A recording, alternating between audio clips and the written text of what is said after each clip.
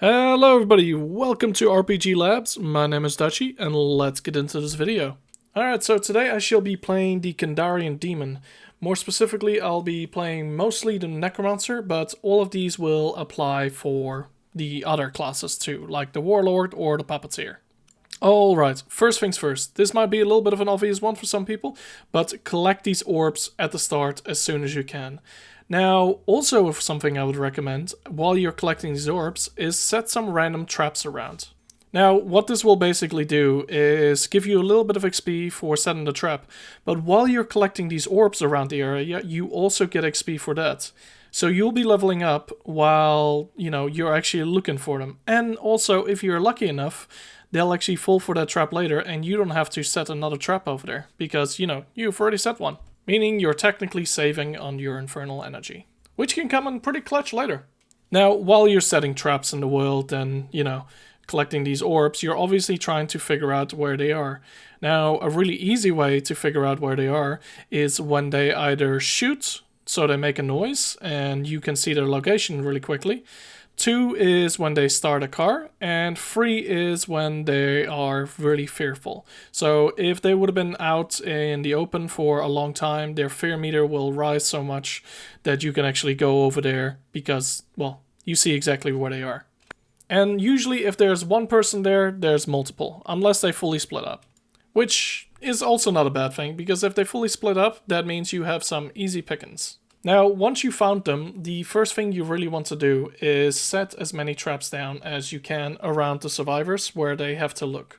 Like over here, I know they have to check out the gas station, so I'm just setting out as much traps as I can in the gas station itself. And don't forget to use your abilities, since your abilities are actually free and they don't cost any infernal energy. For example, with the Necromancer, I got a flute guy that buffs all the skeletons in the area. So all the traps that I'm setting up, I'm basically setting up around the flute guy. They can hear the flute guy, they want to go over to him and kill him, but all these traps basically make it harder for them to get to them, and by the time they do get to my flute guy, I've gotten quite a bit of nice experience. Another thing about these traps, by the way, is that they'll increase all the fear levels for the players that you're going up against, meaning that you can easily possess some of them. Now, while you're possessing the enemy player, I would recommend using as much of their ammo as possible, and also just doing as much damage as possible to the other team. Now, the more infernal energy you have, the longer you can actually possess someone for, but it's usually not for that long of a time. Unless you're the puppeteer, who can possess things for a lot longer and also have a lot more buffs. So you can do more damage to the enemies. Now, while you're leveling up, I would recommend spending most of your points into infernal energy early on, so you can stack up more infernal energy, meaning you can actually cause more mayhem in the field for, the other players. Now, if you're running low on infernal energy and you also want to level up a little bit and you also want to scare the shit out of someone, I would recommend using your jump scare ability.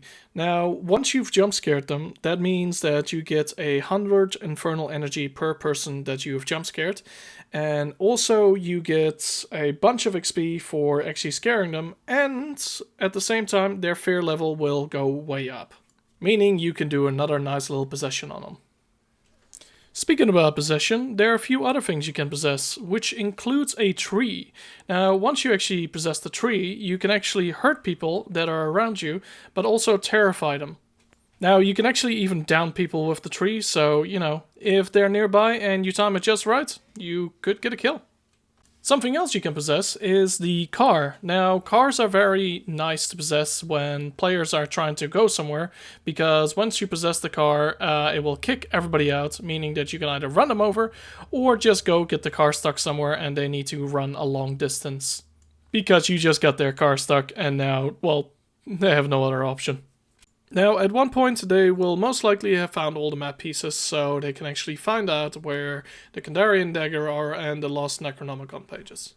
Now, for the survivors, it actually takes quite a while for these pages to be picked up, so it's not literally just like they walk up to them and they can pick them up, meaning that you can screw around with them even more. And while they are picking it up, your infernal energy is going up constantly, by like 10 a second, basically. Meaning you can basically spam your skeleton army as much as you want. At this point in the game, you probably already unlocked your boss as well, because you should probably be around about level 10, maybe like level 15 by now, at least. Now, bosses in this game are extremely powerful. Once you summon the boss, the enemy team really has to focus you down to kill you. Because if they don't, you can easily kill most of their players on their team if they're trying to 1v1 you. So singling out people is probably one of the best things you can do. Now this is especially easy to do with the Necromancer class, because the Necromancer class can summon a massive horde of skeletons, meaning that most of the enemies will be occupied with the other skeletons. And also, Evil Ash can summon even more skeletons to help him out. Now, Evil Ash also comes with an ability so he can resurrect any skeletons who die near him, meaning that if you are swarming an enemy with all your skeleton buddies, and they manage to kill a few, that just means that they're delaying the inevitable because, well, you just summoned them straight back. This is especially powerful when it comes to the elite units. You can also buff Evil Ash and the skeletons he summons with one of the flute guys. So if you would place down a flute guy before you actually summon Evil Ash, you can actually take the benefits from that too. Basically meaning that Ash becomes even more powerful than he already is. Well, Evil Ash anyway. Now, if the players do actually beat you and end up getting the Kandarian Dagger and also the Lost Pages, well, not all hope is lost yet, because they still have to defeat the Dark Ones. Now, this is going to be your final stand, so you need to make sure that you're prepared to take them on. You will also be most likely at your most powerful state at the moment, meaning that you have leveled up quite a bit. Now, what I would recommend is going over to the Dark Ones while you're fully leveled, putting down as many traps as possible, and basically getting ready for the final fight. Now, I would also recommend, if you are the Necromancer by chance, to put a flute guy away from the battle, so he can actually buff your units. But here's the cool thing.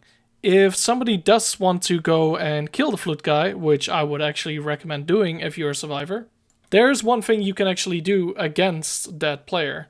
You can actually spawn the boss right on top of him. Meaning that this guy is fully singled out and you can most likely get a free kill on him. Because most likely at this stage, everybody else is fully focused on trying to kill the Dark Ones. So you actually have free reign.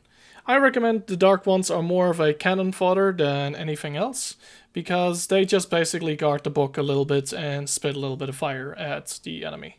Now, if you do lose your boss character, don't be afraid to actually quickly select one of your elite units and do a bit of damage with them, because they can actually do a hefty amount of damage. Especially if you are possessing them. Now, you only need to basically kill all the survivors to win.